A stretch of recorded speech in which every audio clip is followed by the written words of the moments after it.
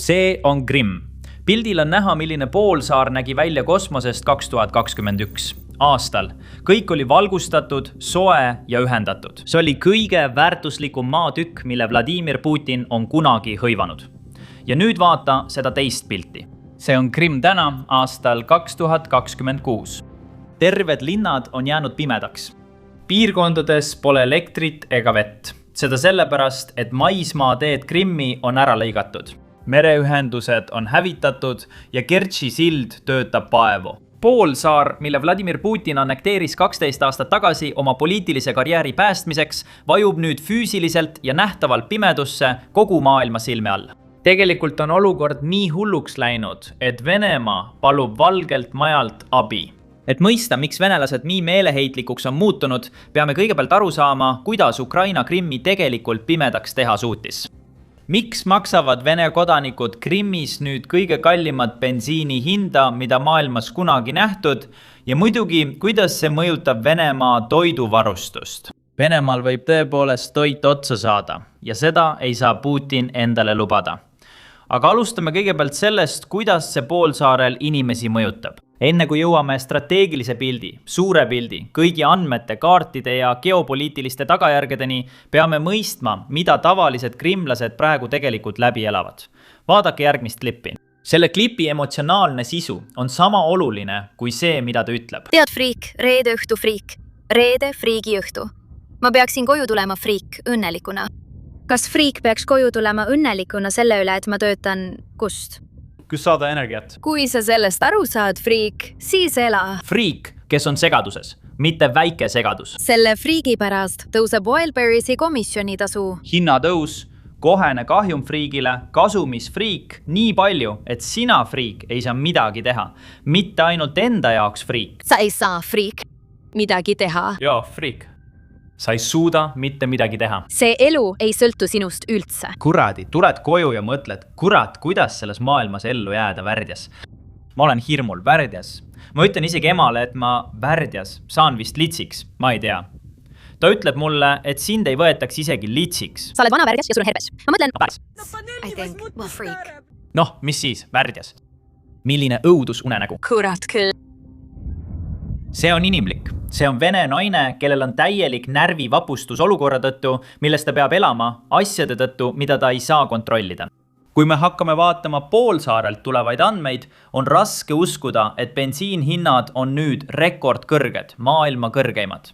Aga enne kui me andmete juurde läheme, las ma näitan teile täpselt, millega venelased, eriti Krimmi venelased, on viimase nädala jooksul silmitsi seisnud. Siin on see raport. Siin on avalik pöördumine, mis tuli ühelt inimeselt Krimmis. Palun selgitage, miks praeguses eriolukorras ei toetata elanikkonda generaatorite ja kütusega. Inimesed mäletavad elektrikatkestusi, planeeritud voolukatkestusi ja abi, mis tuli mandrilt. Täna tunnevad paljud täielikku lootusetust. See tähendab sisuliselt seda, et Krimmis kogetakse praegu raskusi, mida varem pole olnud. Varem tuli abi mandrilt, aga nüüd Ukraina sanktsioonide ehk kaugmaa droonirünnakute tõttu ei saa nad lihtsalt aidata. Putin ei saa Krimmi inimesi aidata. Aga jätkame. Väikeettevõtted sulgevad uksed üksteise järel. Poed, kohvikud, salongid, pagaritöökojad ja teised ettevõtted kannatavad suuri kahjumeid. Paljud inimesed on juba kaotanud oma töö. Samal ajal pole makse, üüri, palku ega kommunalarveid tühistatud. Inimesed kaotavad sissetuleku, aga nende kohustused jäävad alles. Tuhanded pered on jäänud ilma toidust, ei saa korralikult süüa teha, telefone laadida ega pakkuda lastele esmatarbevahendeid. Pinged kasvavad ja inimesed muutuvad kibestunumaks. Samal ajal ilmuvad teated vargustest. See ei ole enam lihtsalt majapidamislik ebamugavus. See on tõsine sotsiaalne probleem. Rääkides sotsiaalsetest probleemidest, on Venemaa sisemaal palju inimesi, kes räägivad, et see võib viia revolutsioonini. Sellest oleme rääkinud varasemates videotes, kuid nüüd näeme üha rohkem propagandiste, kes ütlevad sama. Ja sellest räägime kohe järgmisena. Aga ma tahan teile näidata ka seda teist raportit Krimmist, mis räägib sellest, kuidas paljudel poolsaare põhjaosas elavatel inimestel pole viimased 7 päeva olnud elektrit ega vett. Tavaliselt sellises olukorras elataks generaatorite abil, aga kahjuks ei saa nad praegu isegi generaatorit kasutada, sest arvake ära miks. generaatori kasutamiseks on vaja kütust ja kütuse hinnad Krimmis. No, kui tahad generaatorile kütust osta, pead hinge hinda maksma. Seda muidugi juhul, kui sa üldse kütust leiad. Nagu te teate, on kogu Venemaal suur puudus, aga eriti Krimmis, kus inimesed ootavad päevi, mõnikord isegi terve nädala, et bensiinijaamas järjekorra etteotsa jõuda ja oma autopaak täis saada. Aga mis juhtub siis, kui jõuad järjekorra etteotsa ja bensiini polegi? Siis lähevad pinged väga kõrgeks. Vaadake seda klippi, kus inimesed lausa kaklevad bensiini pärast. See on olukord, mis meil Venemaa bensiinijaamades praegu on.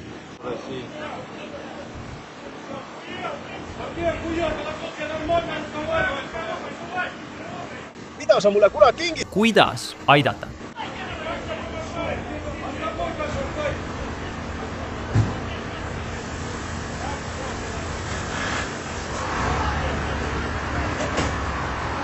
Ja loomulikult ei juhtu see ainult Krimmis. Me saame palju videomaterjali üle kogu Venemaa, Krasnodarist, Rostov-Dooni ääres, isegi Moskvast, kus inimesed võitlevad. On diislikütuse ja bensiini puudus.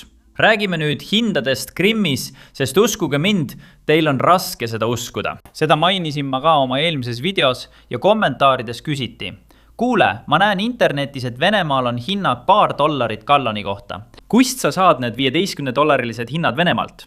Noh, arvake ära. Seekord on meil tegelikult olemas pildid ja videod Venemaa tanklatest, mis näitavad teile hindu rublades loomulikult. Ja siis loomulikult selgitame ka, kuidas need hinnad teisenduvad USA dollaritesse galloni kohta. Nii et vaadake seda. Nüüd on siin üks krimlane, kellel vedas leida tanklast bensiini. Nüüd vaadake, kuidas ta loeb hinda. Seal on kirjas 330 rubla liitri kohta, mis teeb umbes $16 galloni eest. See on rohkem kui 5 korda rohkem, kui ameeriklased maksavad siin Ameerika Ühendriikides. See on tõenäoliselt 3–4 korda rohkem, kui eurooplased maksavad Euroopas. Ja taas, see ei ole üksik juhtum ega lihtsalt üks pilt, mida ma üritan üle tähtsustada. Siin on veel üks teine tankla, tõenäoliselt samal päeval või samal nädalal, seal on hind $17 galloni eest. See on umbes 400% hinnatõus võrreldes maiga 6 nädalat tagasi. See näitab, kui teravaks on Vene puudus muutunud, hinnad tõusevad kiiremini kui meemi aktsiad. Siis on meil veel üks näide, bensiinijaam, kus gallon maksab $19. Nüüd vaadake seda järgmist klippi hoolikalt. Kui see krimimees saab teada, kui kõrge on bensiini hind tanklas, ütleb ta sisuliselt, et tal on mõistlikum lihtsalt viina osta. Kuulake ise. Põrgugi mitte. See on 380 rubla. See on mingi jama. Ma lihtsalt astusin Mirnoi tanklasse huvi pärast sisse ja tankisin. Mul oli 2700 rubla ja ma suutsin paaki peaaegu 7 liitrit kütust panna. 380 rubla kutid. See ei ole nali. Ma päriselt maksin selle raha. Nad võtavad vastu aju sularaha. Kaardid seal ei tööta. Ma ei tea, kas nad tegutsevad mustad või on see mingi muu jama. Ühest küljest on hea, et ma üldse sain tankida. Teisest küljest, mehed! 380 rubla. Liiter bensiini maksab rohkem kui liiter piima. See on kallim kui viin. Nii et põhimõtteliselt... Siis võiksid sa sõita alkoholiga. Uskumatu. Tegelikult maksavad krimmilased selle raporti järgi maailma kõrgeimat hinda bensiini eest. Nii hulluks on olukord läinud. Mõnes bensiinijaamas ulatuvad hinnad lausa $22 galloni eest. See on muidugi väga kallis. Aga kui me vaatame seda teisest vaatenurgast, on olukord isegi hullem, kui numbrid näitavad. Mõelgem, kui palju teenib keskmine krimmilane tegelikult, sest see näitab meile tõeliselt, kui kallid need bensiini hinnad nende jaoks on. Sest $22 galloni kohta, me mõistame seda, sest enamik meist, kes seda videot vaatavad, kasutab dollareid. Aga krimmilased ei kasuta seda, nemad teenivad rublades. Ja lisaks sellele peame meeles pidama, kui palju nad teenivad. Keskmine krimmilane teenib umbes $600 kuus rublades. Ameerika Ühendriikides on keskmine sissetulek umbes $5600. See tähendab, et krimmilane, kes maksab bensiini eest $17 galloni kohta, on sama, mis ameeriklane, kes maksab bensiini eest $150 galloni kohta. See näitab meile tõesti, kui kallis see ostujõu poolest on. Muidugi paljud venelased armastavad seda kasutada, sest see paneb nende majanduse paremasse valgusesse. Aga kui seda kasutatakse sellistes olukordades, lähevad nad väga vihaseks. Nii et küsimus on nüüd selles, kuidas see tegelikult juhtus. Kuidas sai vanal suurriigil olla bensiinihinnad, mis on lihtsalt rekordilised? Vaatame seda kaarti. Siin on kaart kõigist Ukraina rünnakutest Venemaa energia- ja elektritaristu pihta sel aastal. Vaata, kui tihedalt need kollased täpid on Krimmi ümber koondunud. Alates 2026 aasta jaanuarist on Ukraina tabanud 37 elektrialajaama, sealhulgas naftabaase ja gaasitöötlemisrajatisi. Need rünnakud ei hõlma isegi kogu seda logistikat, mida Ukraina tabab. Kõiki tankereid, kõiki kütust vedavaid veoautosid ja kõike muud, mida nad veavad. Ja samuti ei võeta siin arvesse vähendatud liiklust Kertši silla kaudu Ukraina varasemate rünnakute tõttu. Sellel on otsene mõju kõigele, mis Krimmis toimub. Tsiviilelule ja loomulikult ka sõjalistele operatsioonidele, mida Venemaa selle poolsaare kaudu viib läbi ja toetab. Nüüd võib mõnel teist tekkida ilmselge küsimus. Miks Ukraina seda teeb, eriti Krimmi tsiviilelanike suhtes? Siin on oluline meeles pidada. Ukraina ei olnud see, kes selle sõja alustas. Ja lisaks sellele ei olnud Ukraina see, kes alustas elektritaristu ründamist. Tegelikult oli see Venemaa. Vaadake seda kaarti. See on kaart Venemaa rünnakutest Ukraina elektritaristu vastu 2024. Aastal Venemaa on seda teinud igal aastal alates selle sõja algusest 2022 aastal. Venemaa on süstemaatiliselt sihtinud Ukraina elektrivõrke, Ukraina alajaamu, isegi Ukraina kütuselaosid ja kõike muud sellist. Ma olen kindel, et kui Putin selle sõja alustas, ei arvanud ta tegelikult, et Ukraina suudab arendada võimekust vastulöögiks. Aga tead mis?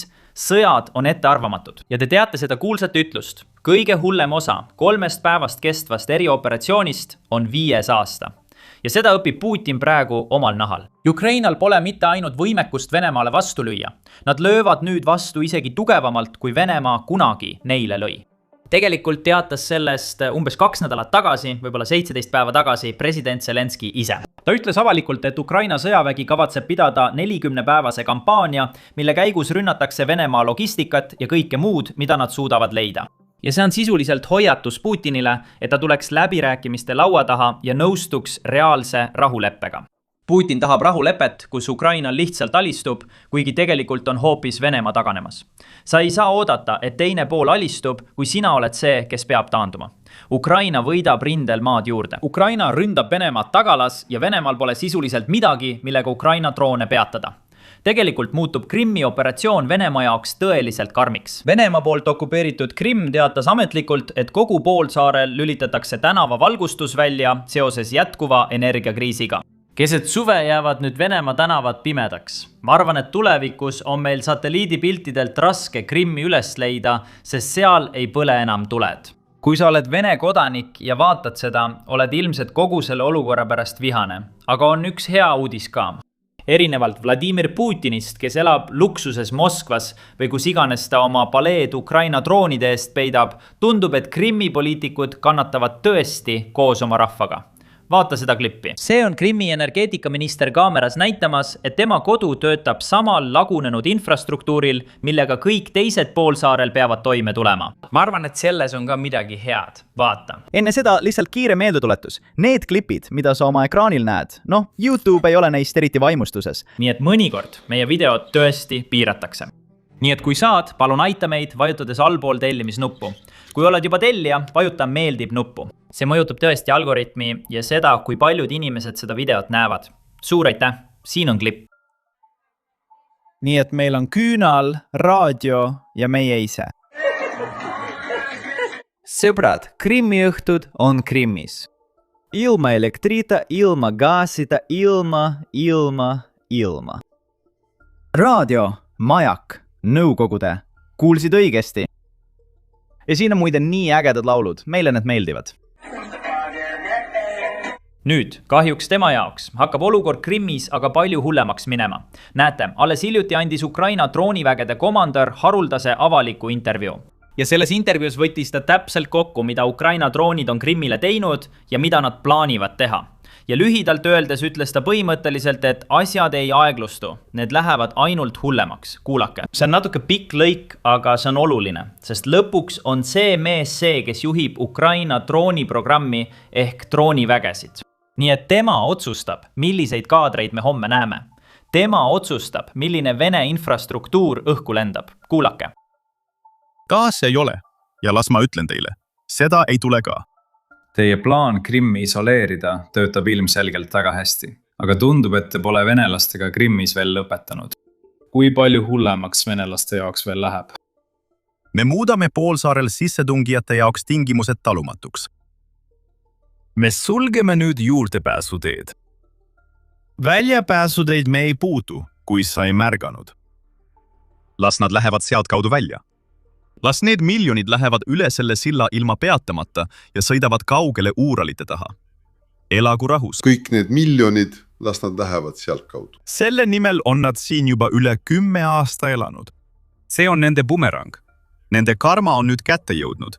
Nüüd tuleb neil Siberisse minna ja nullist alustada, kui nad on piisavalt noored.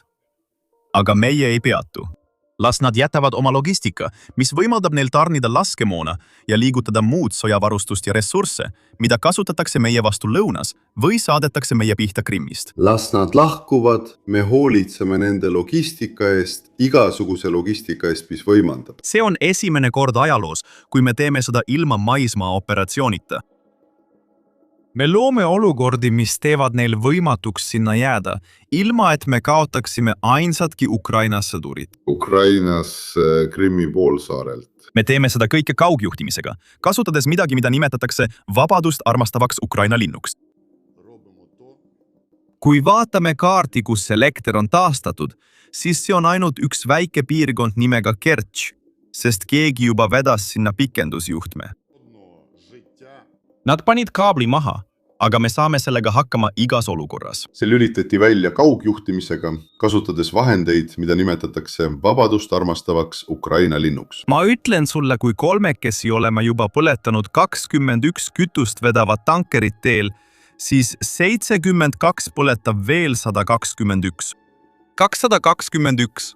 Me põletame nii palju, kui neid on. See on ainult aja küsimus.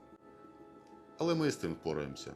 Nüüd, see kampaania hakkab avaldama kaugele ulatuvat mõju.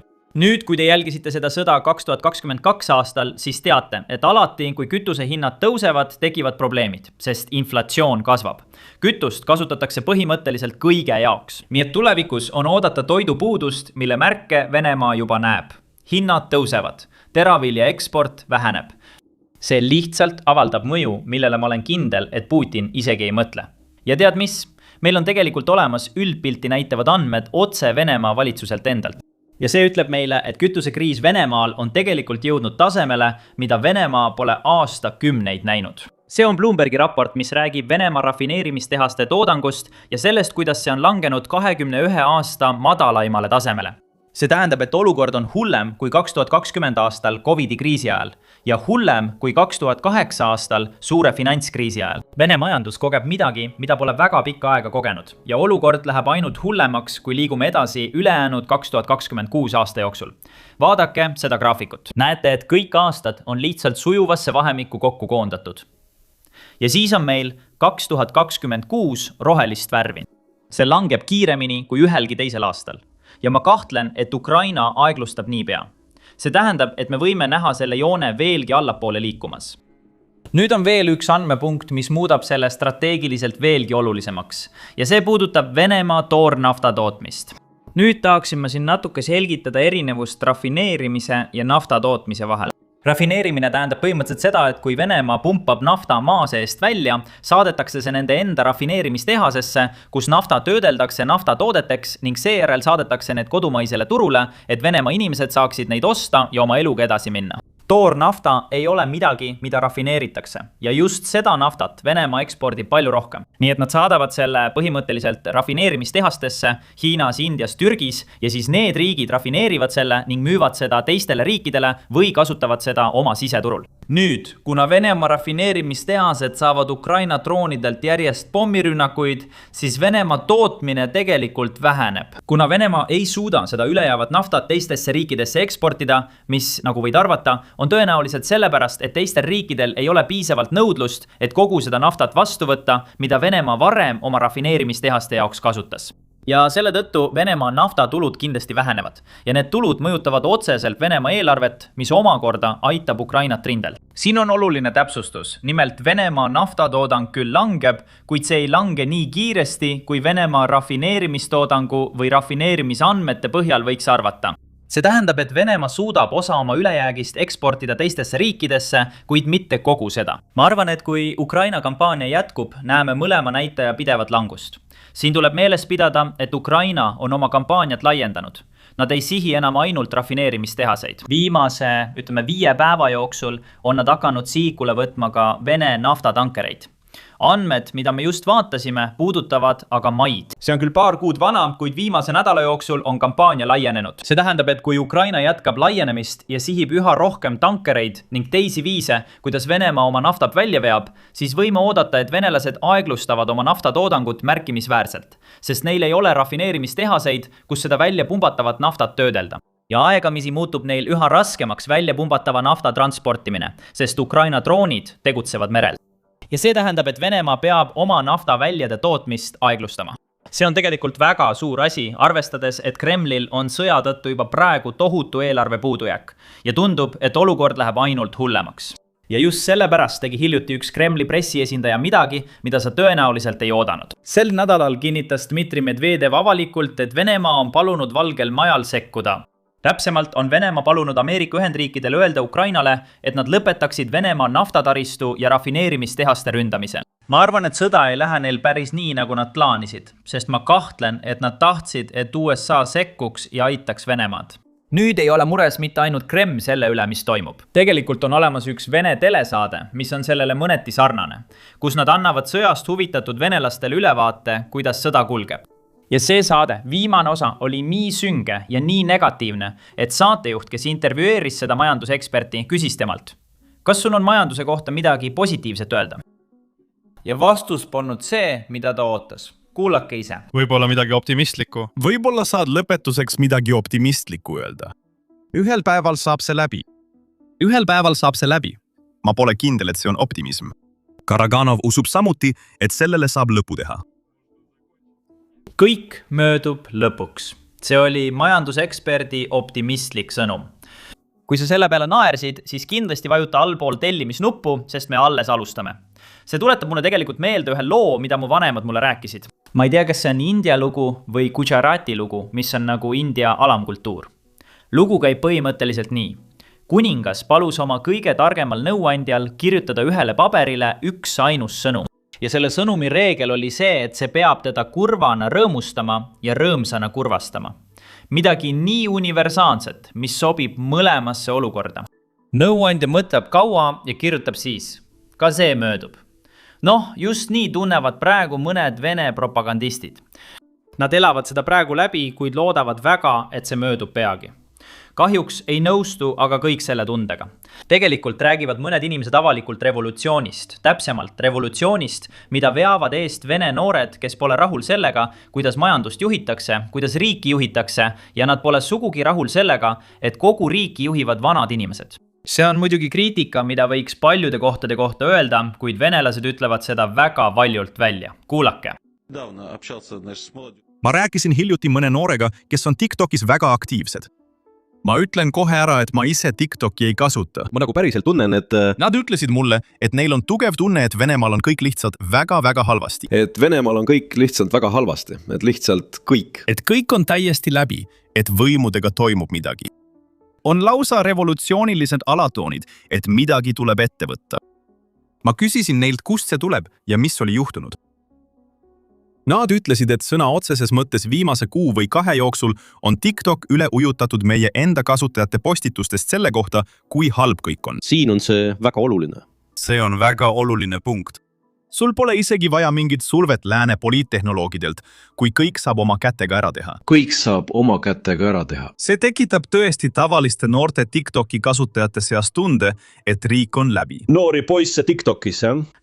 Et kõik on riigis täiesti läbi. Nüüd, ma tean, et mõned teist, kes vaatavad, ei pruugi seda tõsiselt võtta. Aga arvake ära, kes võtab seda tõsiselt? Putin ise. Vaadake ekraanil olevat raportit. Vene prokurörid esitavad nüüd kriminaalsüüdistusi Vene kodanikele, kes saadavad Telegrami tähti Ukraina kanalitele. Lubage mul selgitada, mis see on. Telegram Stars on sisuliselt rakenduse sisene valuuta Telegramis, mis on sõnumside platvorm. Paljud inimesed kasutavad Telegrami, et saada värskeid uudiseid rindel toimuva kohta, kaasa arvatud mina ise. ma jälgin mõningaid neist Telegrami kanalitest, mis on tegelikult seotud mõlema poole armeega. On olemas mõned Ukraina Telegrami kanalid ja loomulikult on ka mõned Vene Telegrami kanalid. Ma arvan, et Vene kodanikud teevad sama. Nad jälgivad Vene kanaleid ja samuti Ukraina kanaleid. Mõned neist kodanikest on tegelikult saatnud tähti, kus nad maksid raha, et mõnele uudisele reageerida. Ja Vladimir Putin ei ole selle fakti üle eriti õnnelik. Nii et neid kodanikke süüdistatakse Venemaal riigi reetmises. Nüüd mõned teist võivad mõelda, kas Telegram ei ole Venemaal keelatud. Noh, arvake ära, see on tõesti keelatud, aga VPN-i abil saab siiski Telegrami avada. Aga juhtum, millest me räägime, ja selliseid juhtumeid on olnud mitu, kus Vene prokurörid võtavad inimesi vastutusele lihtsalt selle eest, et nad reageerivad sõnumile. Need juhtumid puudutavad olukordi, mis toimusid aastatel 2025 ja 2024. Nad uurivad varasemat tegevust ja esitavad siis inimestele süüdistuse sõnumi rakenduses reageerimise eest. Ja siis on muidugi Kremli pressiesindaja Peskov ise, kes muudab oma seisukohta sõja suhtes. Ta nimetab seda nüüd ametlikult sõjaks, mitte enam lihtsalt sõjaliseks erioperatsiooniks. Ja tegelikult küsiti temalt hiljuti, miks ta muutis kasutatavat terminoloogiat. Tema vastus võib sind üllatada. Kuula nüüd, see on väga lühike lõik. Kui Venemaa on ühel pool ja Kiievi režiim koos mitmete Euroopa riikidega teisel pool ja lisaks Ameerika Ühendriigid, kes varustavad miljonite tonnide kaupa relvi Ukrainale. Mis see on? See pole enam operatsioon, vaid sõda. See on täiemahuline sõda. Ma ei joo ilmselt nii palju kui Peskov, eks. Võib-olla on tal mingid õlleprillid, mida mul ei ole. Aga ma ei ole selle sõja peaaegu 5 aasta jooksul veel näinud ühtegi NATO ohvrit Ukrainas. Kuid ma olen näinud Põhja-Korea ohvreid. Ma olen näinud Iraani rakette. Ma olen näinud Hiina droone, mida venelased kasutavad. Kas see on siis tõesti lihtsalt Venemaa ja tema liitlased Ukraina ja tema liitlaste vastu? Millegipärast, nüüd kui Ukraina annab Venemaale vastu, tundub Venemaale, et kogu olukord on ebaõiglane, unustades, et just Putin alustas seda sõjalist erioperatsiooni. Nüüd viib see meid millegi juurde, millest enamik lääne meediat täiesti mööda vaatab. Ja see puudutab toidukriisi, mis on tavaliselt iga kütusekriisi teine etapp. Iga kord, kui on nafta hinna probleem, kandub see tavaliselt üle kõikidesse teistesse eluvaldkondadesse. Teate, inimesed unustavad, et diisel on tegelikult põllumajanduses väga oluline. See on väga tähtis ka sõjaväe jaoks, aga see on juba teise video teema. Täna räägime sellest, kuidas peaaegu kõik, mida teete, kui olete põllumees, vajab diislit, et oma masinaid täitada. Ja arvake ära, Vene põllumehed räägivad sellest tegelikult väga avalikult, sest ma arvan, et Venemaal on praegu koristushooaeg ja neil ei ole palju aega, sest talv on tulemas, ütleme, 2 kuu pärast, võib-olla isegi varem. Nii et Vene põllumehed ütlevad, et praeguste kütusehindade juures ei teeni me mingit kasumit. See tähendab, et me lihtsalt ei hakka koristama, kui valitsus meid ei aita. Kuulake seda klippi. Ma rääkisin jälle meie meestega. Ma rääkisin täna jälle Tšeropanovo põllumeestega. Kas tead, mida nad mulle ütlesid? Kui diislikütus jõuab 100 rublani liitri eest, siis me ei pane isegi oma kombaine tööle. Laseme lihtsalt saagil maha kukkuda. Ja nüüd on mul teile kõigile küsimus. Kas te toetate meid, kui nõuame põllumeestele taskukohaseid kütusehindu? Sest kui meie kulud jätkuvalt tõusevad, pole meil muud valikut kui hindu tõsta. Ja lõpuks olete teie need, kes maksavad. Olen loomakasvataja, nii et olen selle ahela keskel lõksus. Kui teraviljakasvatajad peavad diislikütust sellise hinnaga ostma, peavad nad oma vilja eest rohkem küsima. Seega peab ta vilja hinda tõstma. Mina aga loomakasvatajana. Aga ma tean, et ma ei saa oma liha- ja piimatooteid kõrgema hinnaga müüa, sest inimestel lihtsalt ei ole selleks raha. Mis valik mul siis on? Seetõttu, et ma vähendan oma karja ja jätan endale ainult nii palju, kui ise vajan. Teraviljakasvataja seisab silmitsi sama probleemiga. Ma ostsin temalt varem 15 kuni 18 tonni teravilja. Nüüd ostan ma võib-olla ainult 5. Oletame ainult 5. Siis hakkab ta mõtlema, miks ma peaksin võtma võlgu, et osta kallist diislikütust, kui ma ei pruugi pärast isegi oma teravilja maha müüa. Ma jään lihtsalt võlgu. See ongi see ahelreaktsioon, millega me silmitsi seisame. Ja minu arvates keskendub põllumajandusministeerium täiesti valedele asjadele. See ei ole toetus põllumeestele. See on silmus nende kaela ümber. See on ite põllumeeste kaelas. Ja jälle, nagu ma varem ütlesin, see ei ole üksik juhtum. Meil on teisi põllumehi, kes ütlevad sama. Kui pole kütust, pole ka saaki. Ja see mõjutab ka teisi põllumajanduse valdkondi ning arvatavasti ka pagaritöökodasid ja muud sellist. sest kui pole saaki, pole ka teravilja. See tähendab, et sa ei saa oma lehmi ega muud kariloomi millegagi toita ja see tähendab, et pagari töökojas pole liha ega piima.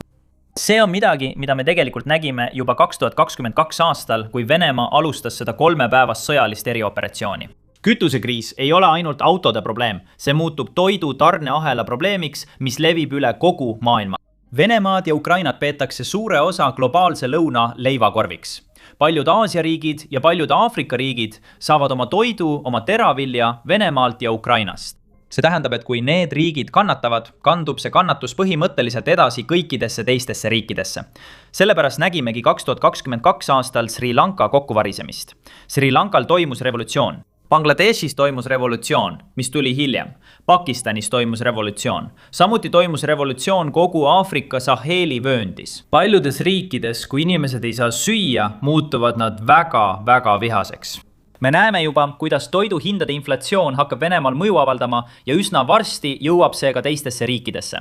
Siin on raport teie ekraanil. Vene väljaannete andmetel on Venemaal sel nädalal köögiviljade ja liha hinnad märkimisväärselt tõusma hakanud ning eeldatakse, et see trend kiireneb veelgi, kuna diislikütuse puudus süveneb lähinädalatel. Nagu te teate, jätkub Ukraina kampaania seni, kuni Vladimir Putin tuleb läbirääkimiste laua taha ja nõustub õiglase rahuleppega. Nõustub rindel valitseva reaalsusega. Aga enne, kui me läheme üle viimaste Ukraina löökide klippidele, tahan ma teile midagi naljakat näidata. Ja see tuleb Saksamaa saatkonnast Moskvas, kus nad jälgivad kõike toimuvat. Nad räägivad otse vene inimestega öeldes, kuulge, kogu teie kannatus, sellel on üks lahendus. Ja selle lahenduse nad avaldasid väga avalikult. Muide, nad on Moskvas, täiesti avalikult. Nii et kuulake. See oli kindlasti väga julge. Kreml arutab, kuidas lahendada Venemaa kütusepuudust. Müügipiirangud, kütuse importimine ja õhutõrje tugevdamine. Meil on palju lihtsam lahendus, et lõpetada agressioonisõda Ukraina vastu. Samal ajal on Ukraina pikamaa rünnakud Venemaa taristu pihta jätkunud igal ööl viimaste päevade jooksul. Nagu te teate, YouTube ei ole eriti rahul selle materjaliga, mida me kohe näitame, sest palju asju hävitatakse, plahvatab, kõik see, mis sõjas juhtub. Seega viime mõned kõige intensiivsemad analüüsid liikmete alale, kus me ei pea muretsema YouTube'i monetiseerimise piirangute või algoritmi pärast. Kui soovid kanalit toetada ja näha iga Venemaa vastu toimuva rünnaku täieliku analüüsi, saad liikmeks hakata kohe, vajutades allolevale liitu nupule või minnes lehele basicsinsider.com. Sinu toetus võimandab meil seda sõda ausalt kajastada, ilma et peaksime muretsema, milline lugu on reklaamiandjatele sobiv ja milline mitte. Siin on esimene klipp ja olen kindel, et paljud teist on seda juba näinud. See on kaugelt kõige populaarsem klipp, mis viimastel kuudel Venemaalt on tulnud. See on sotsiaalmeedias kogunud miljardeid vaatamisi. See näitab, kui suur läbikukkumine see on. Vaadake ise. Elus, kõik on elus. Näita. Pakk, mis? Auto. Vaikselt. Kas ta on elus? Nüüd, sinu ja minu jaoks on see lihtsalt koomiline. Ma ei tea täpselt, mis juhtus, aga mul on hea meel, et keegi viga ei saanud või keegi ei surnud. Aga näed, minu silmad jätavad palju asju märkamata, mida professionaal ei jätaks. Sellepärast kutsusime endise USA mereväe eriüksuslase Chuck Farri siia, et ta täpselt selgitaks, mis selles klipis ja sarnastes klippides toimub. Vaatame tema analüüsi. See on midagi, mida ta teeb iga nädal ja mõnikord isegi mitu korda nädalas. Kahjuks ei saa me tema analüüsi põhikanalil näidata, sest nagu sa tead, see ei ole reklaamijatele sobiv. Ta selgitab täpselt, mida Vene sõdurid valesti teevad, mida Ukraina sõdurid õigesti teevad ja kuidas droonisõja doktriin reaalajas areneb. Iga osa käsitleb lahinguväljal toimuvat, mida YouTube kohe demonetiseeriks ja piiraks. Sellepärast avaldamegi selle ainult liikmetele, sest seal algoritm ei mängi mingit rolli. Nüüd tahan ma muidugi siia lisada ühe märkuse, sest Chuck on alati ettevaatlik, et mitte olla tagantjärele tark. Ta rõhutab seda iga kord väga selgelt. Stuudio turvalisusest on väga lihtne kritiseerida, aga see on hoopis midagi muud, kui oled ise lahinguväljal ja teed kaevikus elu ja surma otsuseid. Ta austab seda. Just sellepärast tundub tema analüüs nii erinev lõputust Twitteri diivani kindralite voost. Nüüd las ma näitan teile täpselt, mida ta selle klipi kohta ütleb. Vaadake seda, sõbrad. Hoia mu õlut. Okei, miks see siis juhtus? ma pean sellele tüübile au andma, vaata, et ta suutis selle relva toru eest kõrvale põigelda, kui see ümber pööras. Ja me näeme seda veel kord, tema reaktsioon pärast seda on klassikaline. Aga miks see juhtus? Võib-olla oled koolis näinud üht neist füüsika demonstratsioonidest, kus sinu õpetaja istus pöörleval toolil ja tal oli jalgratta telg ning ta keerutas, tead küll, jalgrattaratast. Okei, ja see pani ta pöörlema. See on mitme toruga relv. Ma arvan, et see on 5 toruga Jack Gatlingi kuulipilduja. Jah, seda pöörab elektrimootor, see ongi gyroskoopiline liikumine, mis keerutab seda meest ringi. Vaata, kui ta kummardub. See mees visatakse välja, vaata, kui ta üles tõuseb. Okei, ta ei tea, kus inimene on. Mis asja? See mees lihtsalt kadus ära, eks? Oota, kas tema pea kohal oli kuul? Jaa. Vaata, see vapustas teda korralikult mees. Ma ei ole kunagi Gatlingi kuulipilduja ees seisnud. Ma olen nende taga seisnud. See oleks nagu oma pea kuhugi toppimine, tead küll nagu M80 alla neelamine. See ongi see, just seal. See on gyroskoopilise liikumise põhitõed. Vaata, see ikka veel käib. Jaa. Neil on 360 kraadine tule ülekaal, Sam. See on ikka vinge. See lõpetas tulistamise, sest tüüp lendas minema, eks? Päästik ei olnud põhjus. Ta võttis sõrme päästikult ära. Tead küll. See on üks neist tobedatest asjadest. Mõnikord hakkab M60 või 240 kuulipilduja ise tulistama. Nii, et sa vajutad päästikule ja see tulistab, siis võtad sõrme ära ja see jääb seisma. Aga mõnikord, kui oled palju tulistanud, läheb relv nii kuumaks, et kuulid lähevad padrunipesasse, mis on nii kuum, et sütitab padruni. Nii, et sa istud seal ja esimest korda, kui seda teed, võtad sõrme päästikult ära, aga relv ikka tulistab. Sa oled nagu...